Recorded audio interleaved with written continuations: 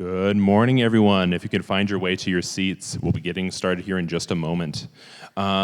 Before we do that, though, I'd like to thank our sponsors who make all of this possible. In particular, our bronze sponsor, Chaser. If you'd like to learn more about their products and services, you can find their booth out in the vendor hall. If you have any questions throughout the session, we'll be saving those for the end. I'll run around with a microphone and have you ask them. Getting us started now, this is The Good, the Bad, and the Vulnerable, Breaking Down GCP Tenant Projects by Ofir Balassiano and Ofir Shati. Thanks. Hello, everyone. Thank you for joining us today. My name is Ofir Balassiano, and with me, Ofir Shati. We're both security researchers at Palo Alto Networks, and we really wish we could be there with you today in person, but we hope you're having a great time anyway. Like many of you, we spend our days looking at cloud environments and asking, how does this actually work?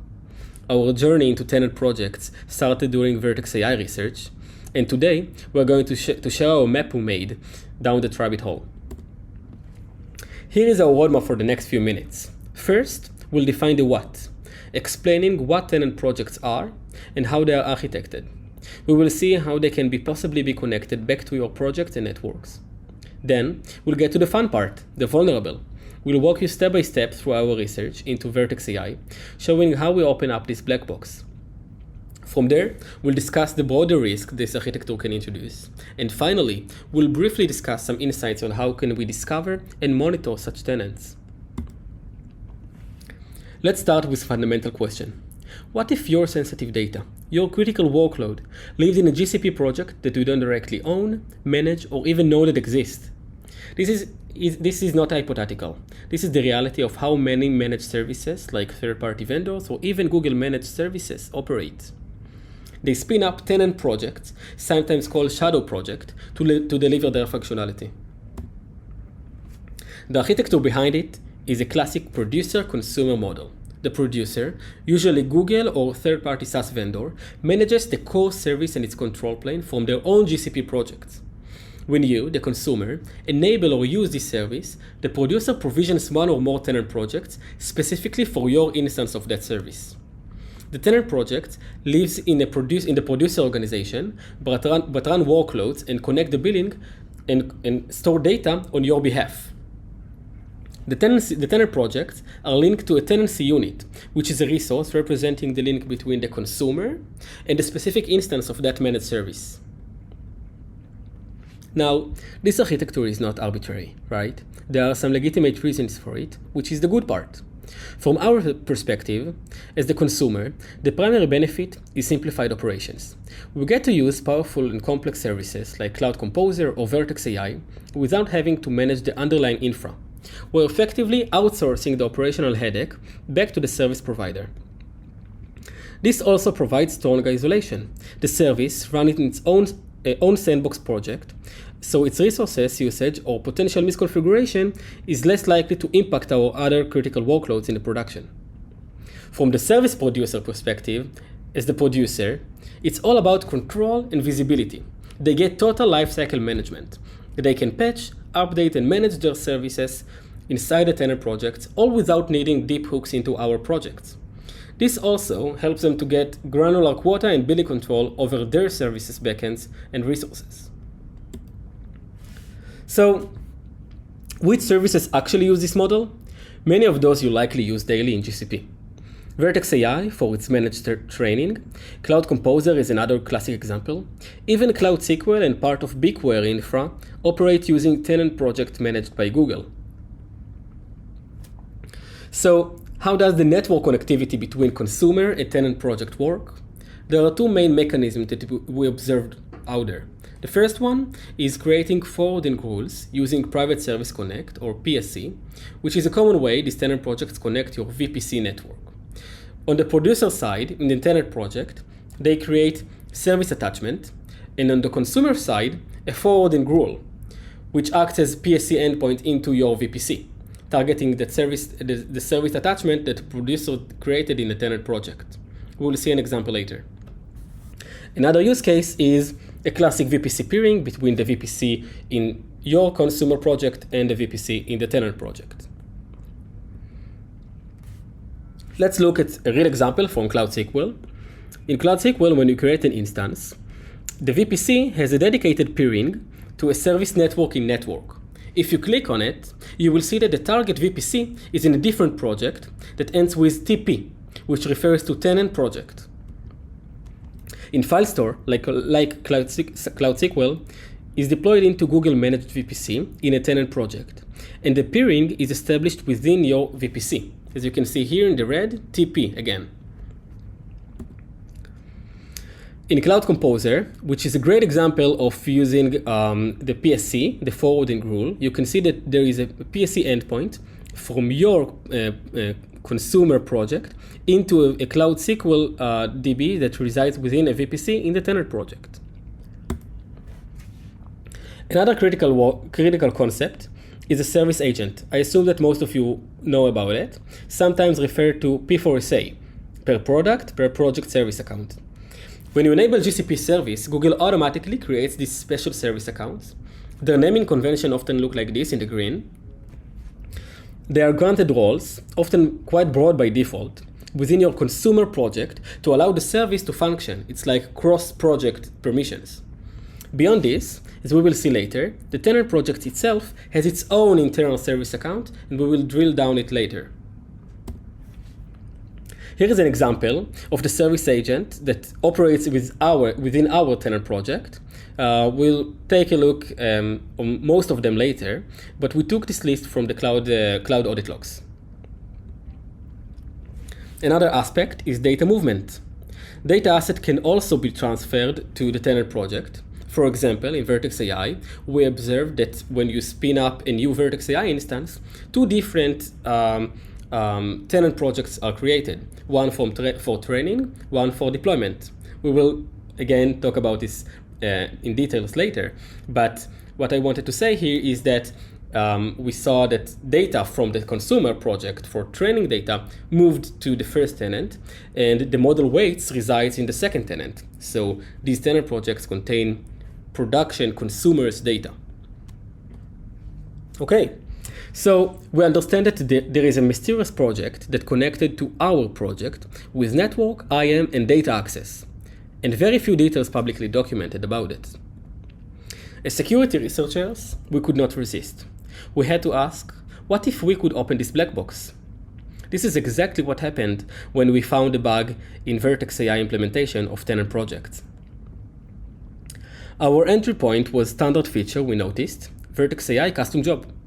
We saw that users can provide their own container image, and there is no validation process for its content. We created a container image with a simple reverse shell, of course, and we could get code execution in the environment where Vertex ran its training jobs. At the moment we got shell, we had our first confirmation. We were not at a consumer project anymore. We were running as GCP SA AI Platform CC, as you can see here highlighted in red, which is a service agent, inside Google Managed Worker. We were inside a Tenant project. Next, we ran our usual playbook, access to IMDS, extract token, secrets, and gathered any information we could get. Once we got our initial access, we had some specific research questions that we wanted to get answered. First is, how does this Tenant project actually build? The second one is, now that we're in the Tenant project, can we get privilege escalation and get some consumer access to data resources that we didn't have access to in first place? The third one is, if from the Tenant project, can we get access to internal Google resources? And the last one, of course, the crown jewel, is if we from the Tenant project can do an impact on projects of other consumers of Google customers. Now Ofir will continue with deep dive into the Vertex vulnerability we found and actual answers for such questions. Hi there. So with our new initial access, we've started to explore our new Tenant project. Start with enumeration, listing resources, reading logs, listing IAM permissions, and we started to build the picture of how Vertex AI operates behind the scenes. Our journey begins with revealing the key actors in the tenant project. We took a dump of all IAM permissions and we classified the service accounts into 3 main categories. So far we discussed the service agents, which are project dedicated, but we also found out that there are 2 more types of service accounts. They are not project dedicated and probably has cross-tenant privileges. The first is the system service accounts, and the second is a Google internal group called 2Sync.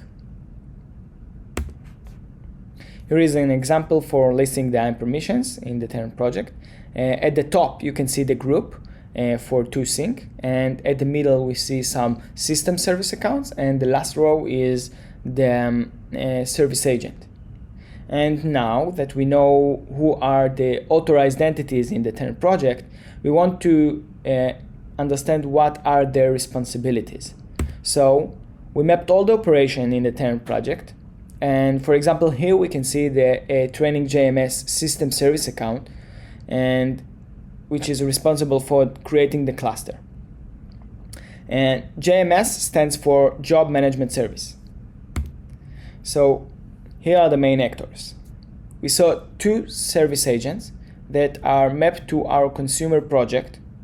The service consumer manager, which is responsible for creating the tenant project, and the container edging robot, which is responsible for managing the cluster, creating pods and stuff like this.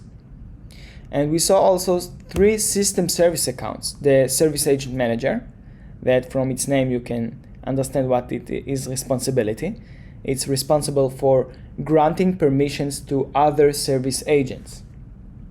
The training JMS, which we just talked about 2 slides ago, and the pipeline robot, which is responsible for setting some IAM permissions and sync management. Also, it's worth to mention that the internal Google service accounts, the groups, 2Sync, was not observed operating in the tenant at all. So we talked about listing all resources in the tenant project before, but what I'm going to show here is not actually resides inside the tenant project. During the research, we encountered multiple image artifact URIs from the training job pipeline, from the data script on the compute that we are running on, from the Kubernetes cluster, and we found some restricted repositories that we were able to access some of them using the service agent credentials. So the internal images are located in the producer project and were not accessible by the consumer service account. But using the service agent in the tenant project, we were able to access them. Now to a second example, we were able to access consumer resources using the tenant project, from the tenant project. While the consumer user we're operating with doesn't necessarily have permission to access those resources, using the service agent, we're able to access resources like cloud storage and BigQuery, a classic privilege escalation. Now, although we elevated our privileges, we couldn't use the full potential of our permissions because the compute we were running on had limited scope, a read-only, like you can see here. So we kept playing with the configuration of the custom job until we finally discovered that if we are using different type of machine, it is being created without the scope. Now, removing the scope enables us to create another machine with the default editor role and take over the tenant project completely. Another privilege escalation. This is another example for bad backend implementation that may have significant effect on the security structure. Now to a different type of misconfiguration, more focused on data. By analyzing the logs in the tenant project, we found evidence that data from the consumer project is moved between tenant projects. Although there was some segregation, some data like images actually moved between those tenant projects. We also know that the model was trained on one tenant project, like Ofir mentioned before, and deployed on the second project. So when we train AI model, its weights, the adapter layer, which is the result of the training process, is being saved on tenant project number 1. But when we took over tenant project number 2, we discovered that this adapter layer actually exists there as well. So it is being copied. So data moved from the consumer to the tenant project and also between tenant projects. In the following screenshot, you can see the model artifact result, the adapter layer. We see here screen from the consumer, and it is being saved on the path under the tenant project. This is the consumer data in the tenant project. Also here we can see that when we train in the training process, we upload the training dataset, and it is also being copied to the tenant project. The path here indicate that. So we talked about the good and the vulnerable. The Vertex AI example highlights a specific instance, but it points to a broader categories of what can go wrong, the risk. The most common issue, as we saw it, is over-privileged service account. But beyond that, insecure network configuration like risky VPC peering setups can expose your network. We saw examples for VPC peering in Cloud SQL and FileStore. Sensitive data might be stored within the tenant project itself, or critical operational logs might never make it back to you. And Vertex is not alone in the playground. Researchers have found and exposed tenant projects in GCP using SQL, Cloud Run, Cloud Composer, and more. Now, tenant projects may seem isolated, but they often aren't. Accepting the fact that things can go wrong, and while the cloud providers put the duty on the customer with the shared responsibility model, you may want to be prepared and get a little bit of control into your hands. So tenant projects are not invisible. They are just unmonitored. And this is exactly how attackers like it. This is an entire attack surface that customers are not aware of. Although a simple button of list all tenant projects doesn't exist, here's what you can do to discover what tenant projects are in your environment and what data is being moved there. You can check out the existence of network resources in your environment like VPC peering and forwarding rules like Ofir mentioned before. And check out IAM policy bindings for service agents and system service accounts. And maybe the most powerful tool that you can use is the cloud audit logs. You can check for access to cloud resources. Build your own picture to your own environment. Thank you all for listening, and I hope you enjoyed the session. Thank you very much, Ofir and Ofir. We have some time now for some questions. To get us started, we'll take one from Slack. What's the strategy to have tenant project have strict egress so even when data flow from producer project, it doesn't leave the tenant projects? That's a good question. I can take it. So tenant projects, as we said, are not part of our organization. So there is no way to restrict or to implement some security measures there. But what you can do is to, based on the knowledge we gained in this session, we can restrict on data flow in network and IAM. So we can scope down the data that transferred from our projects to tenant projects. We can create org policies to restrict network rules like PSC, or to restrict like specific IAM access to our sensitive data. So in that way, we can make sure that only the data we know that we want to move to tenant projects will be there. Another option is to encrypt our data with CMAC, which prevent other other resources out of the tenant project to access this data. This is one of the options. Awesome, thank you very much. Do we have any questions in the room? Feel free to raise your hand and I can come running over to you. All right, I think that pretty much covers it. Again, thank you so much, Ofir and Ofir. Can we get a good round of applause?